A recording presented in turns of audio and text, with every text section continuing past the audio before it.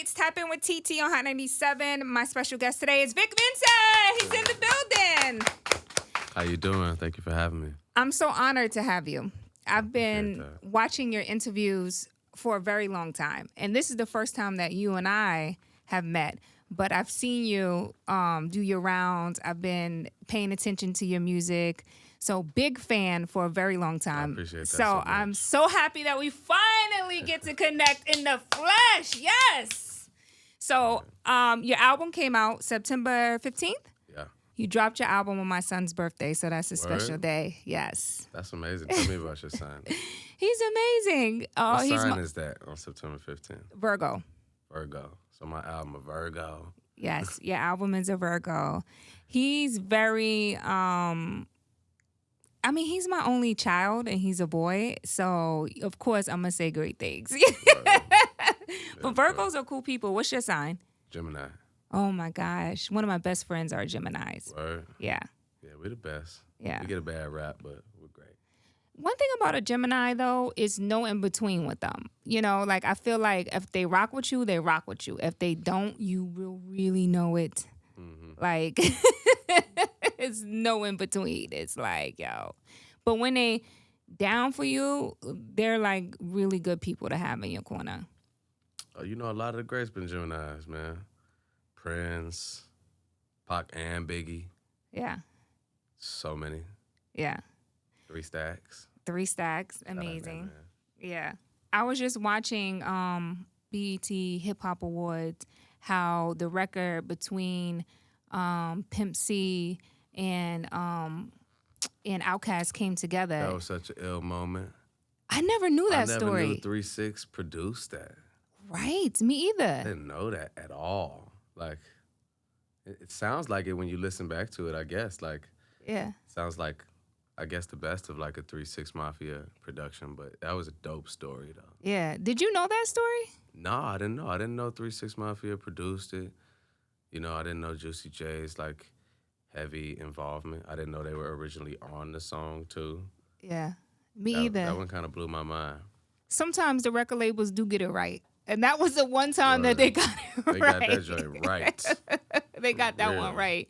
But it also shows you how impactful Juicy J has been in the culture, especially when it comes to production and producing, because he's been in the game for such a long time. Yeah, his sound, I mean, predates the modern sound by 20 years. And those beats will work today. In fact, they do. People do them all the time, and it works every time. Yeah. And he has also been able to stand the test of times in terms of being able to produce for the new up-and-coming artists, particularly women. Word. Because a lot of female artists come to him for producing. He did some stuff with Glorilla. He did some stuff with Megan. So his ability to capture the female artists is like I've never seen before. Word. You know, he brings the best out them. And I like that about him, too. Gotta give Juicy J his flowers, man. Yeah. They pioneered a lot of what's going on now. Yeah. Who's your favorite go-to producer when it comes to putting together your music? In particular, this album, Victor, that you just dropped. Man, on this album, I was working with my brother Bongo, by the way. He's a Nigerian producer by way of L.A. And so he executive produced this album. It was my first time working with him and the first time, like, having one producer on an album in a long time. But I also produce my music. So at the end of the day, I'm always tweaking things, like playing extra bass on it or changing the snares or just, you know, deconstructing whatever beat I'm on. So I'm kind of my go-to producer, you know what I'm saying? Yeah. It's interesting, too, because when we were talking about the BET Awards, Marley Marl, you know, was talking about how important it is for the producer and the artist to get together. I think it was Marley, or it may have been Swiss Beats or Tim. One of them had said that. It's just the chemistry working in the studio with a producer that you vibe and have that connection with. Did you feel that on this album, Victor? I did. I definitely did. Bongo, he is just a very intuitive producer and really a people person. So it's like he knows how to bring the best out of an artist. You know what I'm saying? And he's ill with the flows and with the writing. And so a lot of what we did would be like a real collaborative effort. You know what I'm saying? It wouldn't be just a beat sent and that's it. You know what I'm saying? Which was even different for me though, because in past albums, it was like I only worked on music that we made in the studio. Like I didn't really send no beats. And then the pandemic happened, and that kind of like gave me an opportunity to stop focusing so much on that part of the process, because it was like you're not really in the studio with people. Yeah. So it's taking it back to square one, just writing, just being in the studio dolo writing. So with this album, it was kind of a combination of both. That approach I had before the pandemic, and then, the pandemic, which gave me a moment to just focus on the pen. Yeah. How important is the pen game to you? We see artists have these discussions all the time. You obviously are just such a gifted artist when it comes to like graffiti, producing, writing, but how important it is for you to focus on that pen game? That's the most important part, for me, for sure. I think that's the most like visceral, real human part for me. I love to produce. I love, directing videos, whatever. But like, what I really love to do is to write. You know what I mean? I think that's the way that I've been the most impacted. I hear some people that digest music and they're like, I don't even really hear the lyrics. I don't pay that much attention. I hear the production. And I've never been like that. You know what I'm saying? Like, I started to make music or fall in love with hip hop because I was listening to the things Common was saying in his music. So incredible, right? The things that Pac was saying in his music, Nas was saying in his music, Hove, Kanye, Lauryn Hill. The words of their music is what impacted me the most. And so as I began to make music, it's always been about the words. So even before I had beats, I was just writing my raps a cappella. I just would have sheets and sheets of raps. Yeah. And I'm an avid reader. I read a lot. I write essays and poems and all those things. So it's like writing is the pen is that's the nucleus of everything I do for me. Mm-hmm. How do you feel about artists who don't write? Do you care? Do you have an opinion on that at all? I don't actually write things down, like raps at least. It's just kind of in my head. I just kind of mumble it. And I know a lot of what people do these days is like pretty much freestyle. It's like punch cutting, one line at a time. And that's writing too, I don't have a judgment of that, I consider that writing too. I do think that like maybe part of the ADD that rap music has right now though may be traced to the fact that everybody's punch cutting and it's line by line. So it's rare that you hear like a solid through line or a story that makes cohesive sense from like a storyline, storytelling. You know what I'm saying? From front to back. That's something that is kind of rare in rap music right now, I think, perhaps for that reason. Yeah. It's interesting because there has been a lot of talk about that. Wallow from $1 Million Worth of Game talked a little about just the art of rap music right now and losing its essence. Juicy J talked a little bit about how rap music is 40% down. And then with ADD that you just discussed, it's interesting that you brought up that point because I feel like we're in a space now where artists feels the need to constantly have to just drop to run the streaming numbers up. Doesn't necessarily mean the quality is there. Right. It's just super hyper focused on the quantity. Right. And I do miss at some point the art of storytelling in the album, like a sequence from top to bottom. Like when I look at some of my favorite albums, like Get Rich or Die Trying, that for me had a storyline, Beautiful arc. right? When I think about Life After Death, Notorious B.I.G., how that had just an amazing storyline. And Ready to Die. And Ready to Die, yeah. Ready to Die has one of the craziest storylines. I read all those things, you know what I'm saying? I actually saw another perspective on the hip hop being down. And it seems that it might have been that hip hop music sales are down 40%. Yeah. But streaming is still the most streamed genre at like 28% of all music. And when I first saw that, I thought it was interesting because even if hip hop consumption was down, I think it can't be disconnected from the fact that hip hop has seeped into every other genre in a significant way. Like pop music now takes all of its cues from hip hop. It takes its drum kit from 808s and 808 snares, 808 basses. They just call it pop, but you're Afro absolutely beats music. Right. I love it. It's one of the dopest, maybe my favorite genre right now. Super hip hop influenced. Look at the videos, look at the swag, look at the, the way that they carry themselves. Very hip hop inspired. Even country. I mean, I know country artists that are like literally standing by my tractor, you know what I mean? And they're like basically like flexing the things that, are status symbols in their community. So it's like at the same time as hip hop is definitely commercialized and watered down in a lot of ways, everything else has become hip hop, at least imitations of hip hop in ways. Yeah. And I guess that's the gift and the curse, right? Because I think that the fact that it is such a dominant culture and you want that, right? So I feel like it's kind of the gift and the curse, and perhaps, I don't know, can we ever get back to making music that is, that way?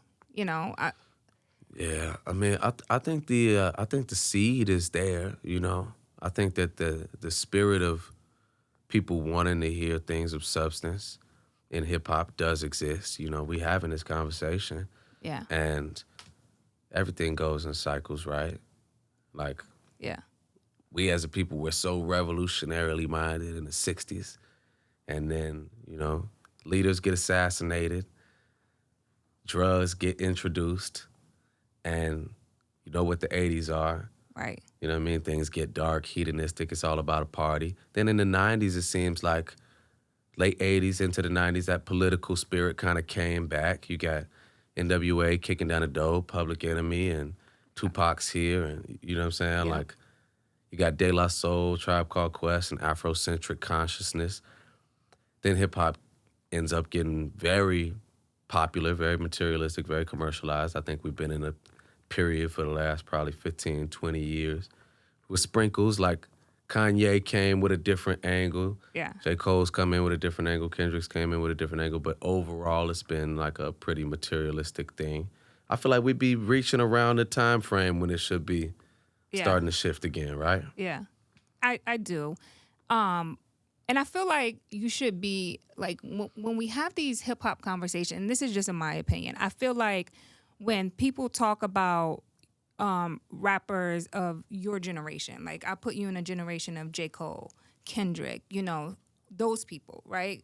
I feel like with the debate going on around Drake's album and people's like, oh, well, this person, I feel like your name needs to be in those conversations in terms of like having substance and being able to write and being able to have albums that connect directly with a core fan base. Do you feel like you're in enough of those conversations? I don't know if I read that many of those conversations, man, but I do appreciate you, and I agree, I do this with a lot of intention, and ultimately it's like, I feel like the music and the word is my medium. I'm channeling my ancestors. I'm channeling God. I'm saying the things that need to be said. So I guess I try to just focus most on doing it, you know what I mean? And the people that it impacts, and let people have the conversations that they have. Yeah. For you, it's not a popularity contest. It's strictly about the art. I mean, all of it exists, you know what I mean? I'm still living in the same world as you, so I'm on Instagram, and you know what I mean. I deleted it last night because I'm like, oh, I gotta get off this month. You know, it's like it's definitely a push and a pull. Like Yeah. I try to remain rooted in just the present moment, but that's hard, man. We live in an age of so much distraction, Yeah. and there's 10,000 things happening in your pocket Yeah. at all times, and it becomes a tug of war because as an artist, I don't think my real inspiration comes from there. Yeah. My real inspiration comes from a conversation I'm having with you. It comes from, you know, things I see outside on a daily basis or things that have happened in my past and my future. But social media is a tool that we have to use to Yeah. connect with the people. Right. And then you get lost, you know, in Yeah. there. I went on here so I could promote something. Scrolled, saw some controversy, drama, beef. Now Yeah. I'm in a rabbit hole. So I try to delete it every once in a while, you know, just like. Because it's your human side. You know, like I balance, I deal with that too. Like I delete just like you sometimes, you know, and I balance the part of staying in the present and being connected to the present moment, right? So like you gotta sometimes step away from all the chatter to stay one within the spirit. Word up. Because if your spirit isn't aligned, then everything else just kind of stays out of whack, you know? So, And I think it's important, like we have these discussions and talk about staying in that present moment and staying in your divine purpose and what God has you know, for your purpose in life. But it's just it's so hard to like, especially in our industry, because in a way we have to like engage. You can't completely cut off, right? And it's just finding that balance. But man, those days can be hard. that's a tough balance. Yeah, no, it really is. That'd be my same daily thing. It's like I meditate a lot, and that's the whole practice of meditation is being present and silencing the things that are happening in your mind just to try to return to the present moment. And I think creativity comes through that. Prayer is the same way. Yeah. You know, meditation and prayer to me are hand in hand. Hand in hand. You know, it's like that space of internal reflection. I think that's where great creativity comes from. That's where a connection with God comes from. Absolutely And agree. it's something that's just necessary to find. You got to find a way to cultivate it, you know. But regardless. I also think you reach your highest potential when you're connected to your divine. Like, how can you go further and further in this human space that we're in if you're not tapped into your divine? Like, if you're not slowing down the mind to really hear the spirit and what God is telling you to do. And like, I 1000% believe in that. And I do meditation too. Like my routine is like I wake up at 6, I call it my power hour, journal, right? That's hard. Hit the gym, and then every workout I finish with a meditation. Yeah, that's the perfect routine. That's kind of how I do it too. Yeah. Because before you wake up, you know, you got to get up before the distractions happen. Before my son gets up, my husband needs his breakfast. I need that hour of power just to rejuvenate the mind. It's important. Nah, that's so important, man. That's kind of the same way I do it, man. I get up, something like that, at 5 or something, work out at 6, meditate after that, and move through the day with a different sense of power, you know what I mean? Just given to me from a different source, stay tapped in with the source. And that's where I like to write from, that's where I like to create from too. So even in this album, like, this album was the first one where I would be really like breaking away from the studio while I'm in there to answer the call to prayer or to meditate for a moment, you know what I'm saying? And the album really kind of coincided as well with me going sober. So it's just a different creative process in totality, you know what I mean? Something that was like... I was going to ask you, is this your most vulnerable project? Because you are sober, you have been talking openly about your transition into sobriety and, you know, your highest spirit. So would you say Victor is your most vulnerable work?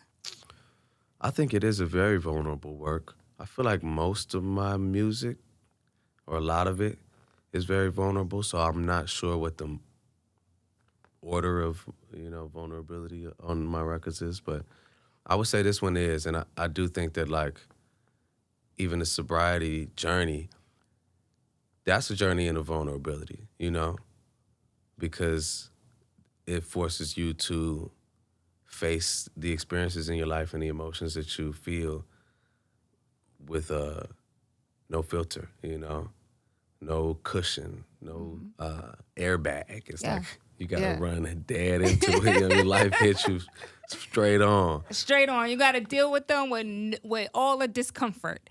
Yeah, and honestly, I found that a lot of situations that in the past I might just get a bottle of Hennessy for, now I'll meditate through them, and instead of escaping or running away from them, it'll force me to grow stronger. You know what I mean? It forced me to get more patient, to get more accepting, to get more calm. Even like the rollout of this album, I did it as a runway up to a prize fight. And I was like hyping up this fight, and then I did a fight on my album release day. And that went hand in hand with this, honestly, because it was like an exercise in facing fear. I think that the best thing anybody who's hoping to accomplish things or has massive dreams can do is like make a habit out of facing your fears, the small things. The person that you don't want to call today because it gives you anxiety, the conversation you're kind of avoiding having at work, Because it's all fear-based. because it's all fear-based. And like when you can approach those things and address them and make a habit out of addressing the little ones, I like to think that you can stack them up as small victories. So when I was working on this fight, every time the bell would ring, I'd be like, you know what I mean? Like my heart would be beating so fast because like I've been doing martial arts a long time. I fought a lot in my life, but being in a ring for X amount of minutes, Yeah. and I can't leave. I can't be like, I'm tired, G. I'm out. Let's stop. You know what I mean?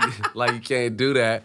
So it's just a lot of anxiety and a lot of fear to continually face. But it was dope because the more I was sparring and the more I was actually, engaging in competitive combat, the more I had to learn to slow my heart rate and find some sense of calm in the midst of the madness, which I Yeah. think is exactly what we speak about when we're saying that how do we find a meditative state of silence in the midst of social media and instant gratification internet world, The whole album and the fight process was like synthesizing that pursuit. Yeah. And how much have you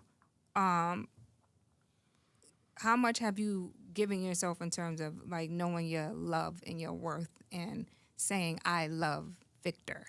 I love myself. I do that all day long, man. I got one. I just try to remain grateful. You know what I'm saying? Like I got one I do in the morning when I wake up, and it's like,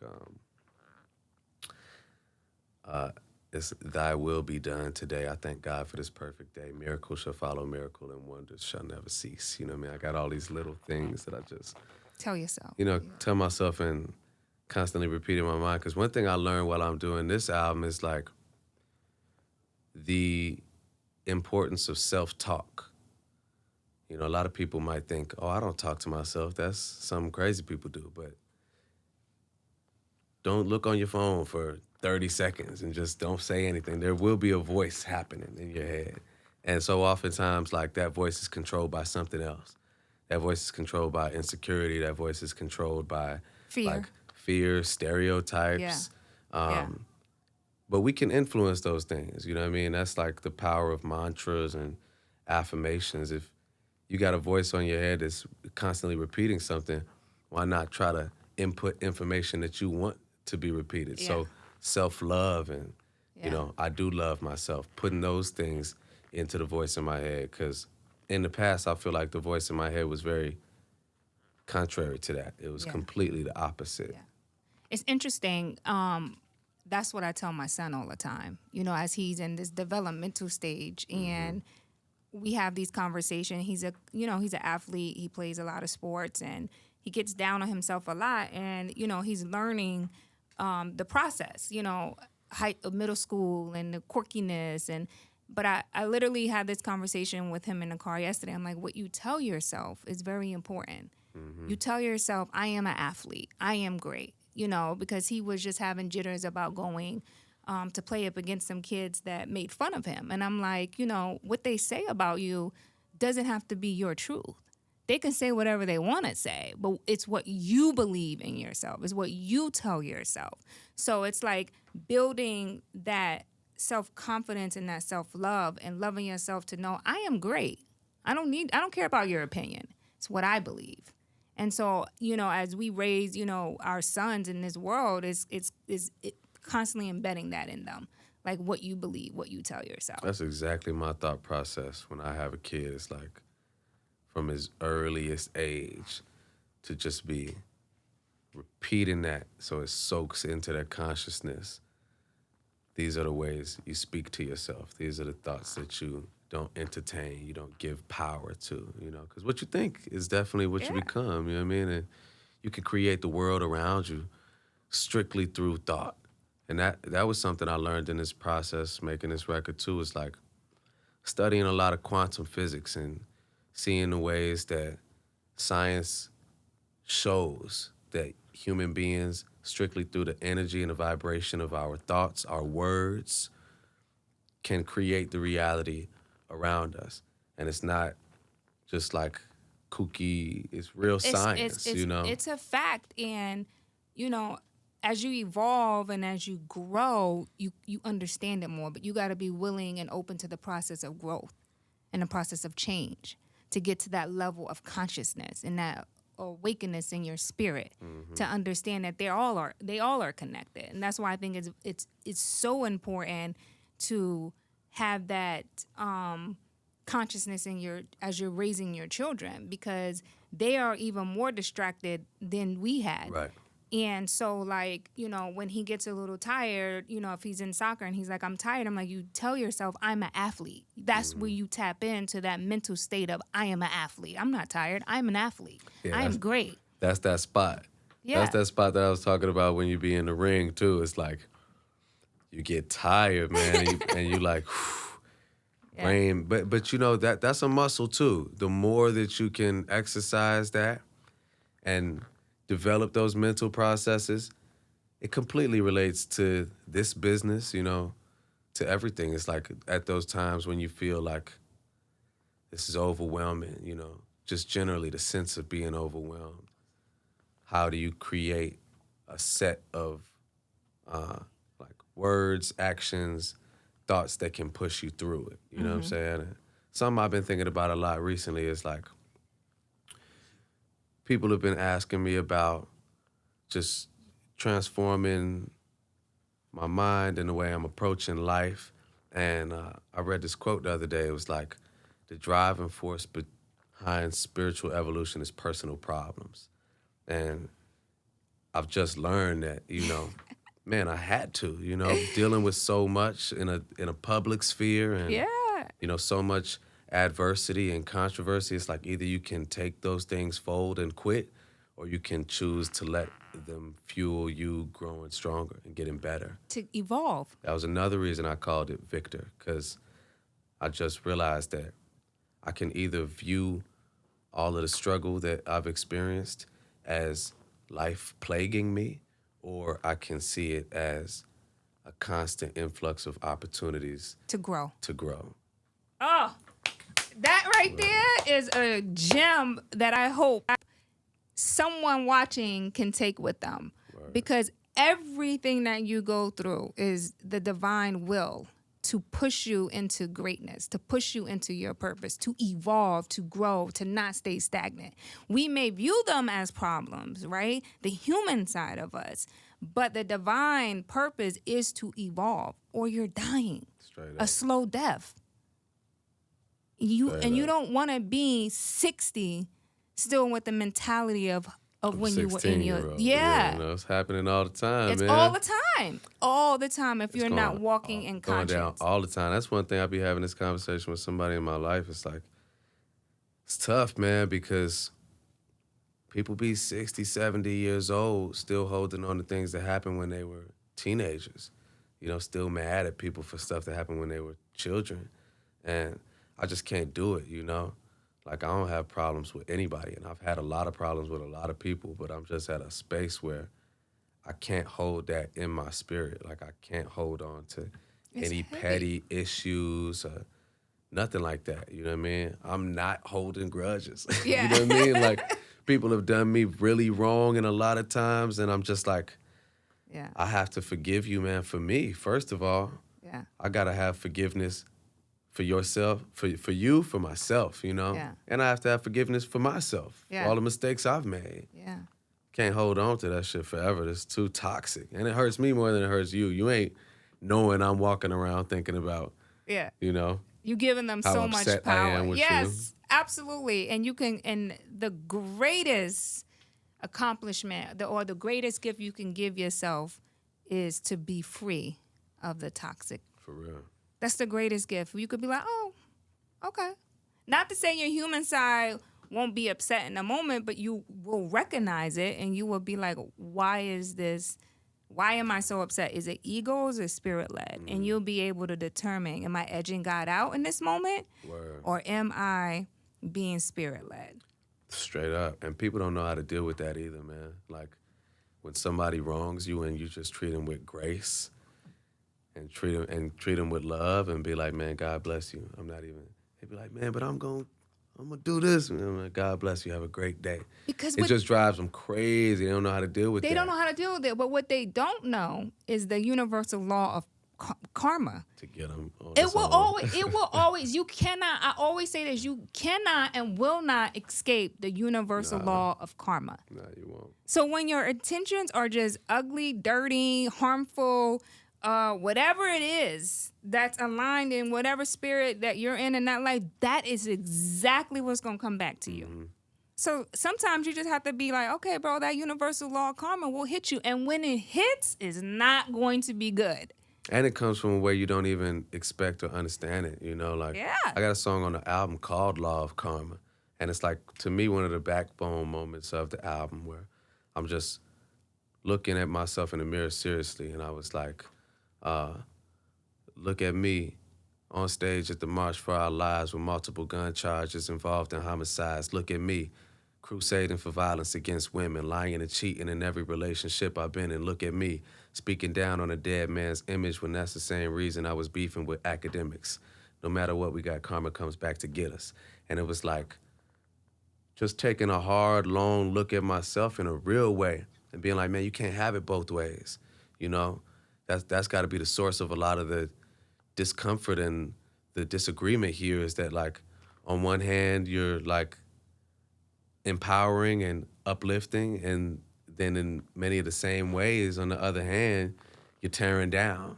Yeah. And it's like, to have integrity, to integrate the parts of our personality, we got to be able to see when we're doing the same thing we might be upset with people for doing in different ways. You know what I mean? Like, I didn't understand the first time when I got, like, straight backdoored and somebody that was so close to me that I did everything for, set me up and robbed me. And I was like, I didn't see how it could have happened. And I had to think, like, well, how was you treating your woman, You know what I mean? Were you lying to her? You was lying to her a lot. Yeah. You love her. She loved you. So even though it didn't happen to you back from her, eventually somebody that you love had to lie to you, had to betray you, had to hurt you, because that's the energy that you've been putting out one way or another. But I also think, like, as men, we often just don't even have that consciousness because the way we've been raised by older men, by industry, by movies, by music is, lie, lie, deny, deny, take it to the grave. That's always what we're taught. And the idea of, like, being honest with women and women in our lives has never been presented to us like this is something powerful men do. Powerful men keep their family intact, It's always been powerful men have whatever they want. Yeah. You know what I'm saying? And it doesn't matter who they're hurt in the process. It doesn't matter who they hurt, and that's as long wrong. as they get to it. As long as they get to it. And that is just wrong thinking. For sure. Because the woman in your life will either bring you up or tear you down. For sure. And so you have to be very conscious of the woman that is in your life and how much you pour into her and she pours into you. Because if you choose to just do it all, that universal law of karma will come back to you, because most men have been taught, think about it, to be selfish. Right. To be selfish, right? To like, in the household, like my older brother, he leave his dish on a counter. What's going to happen? His sister will pick it up and wash it. We have trained our men to think selfishly. So when they go out into the world, well, I got all this power. I just do what I want. Word. I don't have to think about nobody else. I don't have to think how that impacts or affects my relationships or how my kids view me or how I view myself. Gotta look in that mirror. And then that's a hard look for a lot of men to do unless they wake up their spirit. Nah, that's difficult. That's difficult any way it goes. And I think like societally, our consciousness rarely sheds that light on the behaviors of men. And by the time it does, it's kind of like, yo, it's too late. You know what I'm saying? Like, Yeah. even the whole reckoning of the Me Too movement was something that was like so necessary with so many hundreds of thousands of years of oppression of women and in our modern society, the same thing. But by the time the fire had caught, it was like, too late. You ain't got no time to learn no more. You know what I mean? It's here now. You know what I mean? It is what it is. And I do think, man, like it's one book that I would recommend to anybody that like who's watching this and for this part of the conversation. It's called We Real Cool by Bell Hooks. I'm gonna write it down. Yeah, it's an amazing book. It kind of just gives so much context to a lot of the distorted ideas of masculinity that we have. And, they show themselves in so many different ways. Like, men are very directly oppressive of women. You know what I'm saying? Like, physically, mentally, emotionally. And oftentimes we don't think of it that way. But it is that, in the same way that we as a people collectively are being oppressed by white supremacy in America and its existence and policy and structure. Those policies and structures exist in the same way for men to be oppressive of women. And it's crazy that it's like regressing at this moment too, as like women's reproductive rights get removed. And it's like, man, we as black men who are definitely responsible for a lot of oppression of women, I think especially now when the nation is starting to take away women's rights, man, we got to step up and like really ride for our women, you know what I mean? And that's going to start with us learning about ourselves and recognizing the ways that we cause harm, because we can't change anything until we stop causing the harm. I love that. Woo! Let me clap that one up. Woo! So listen, the album's been out for a few weeks now. What is your hope for your fans, and what are you seeing as in terms of like how they're receiving the album? Man, they really loving the music, you know what I'm saying? I was, I wouldn't say surprised, because like I felt like it was really dope, but a lot of people have been telling me they think it's my best work, which that surprised me a bit. And I think my hope for it is just like for it to impact people's lives, man, for them to live with it and to find something of value in it that they can use to inspire in some way. Yeah. And I think it's doing that. Yeah. Is there anything else you want to get into? Possibly writing books and turn those yeah, for sure, man. turn those papers and all this essays. Yeah, I got a book. It's a book I'm writing that's like a collection of essays. I've been writing it for quite a few years. I mean, I kind of like on and off. I might start working on it, chill out, start working on it. So that's gonna be my first book. And, I love that. I don't think I'm far though. I think I have a lot of it written. It's just like finding the time to straight sit down and focus on that. Yeah. Writing the scripts, the same thing. Like I've written revisions of it, but when the moment comes that I could just sit and dedicate a little bit of time to finish that, then you'll see I have some books, some movies coming out. You know what I mean? Yeah. I can't wait. I can't wait. I'm definitely going to be the first person on Amazon to buy that book. That's love. I appreciate that. Well, listen, I could sit here and talk to you all day. Thank you for this amazing conversation today and sharing yourself with our audience and through your interviews, through your music, and soon to be your movie scripts and your book. Yeah. Thank you so much for having me. It's called, his album, everybody, is out now. It's called Victor. You guys can stream it. Spend some time with it. You won't be disappointed. Thank you so much, Vic, for coming through and just hanging out with me today. I appreciate you, TT. All right. It's Tap In with TT on High 97. Tap Thank you, in, guys. man. Yeah, me tap in.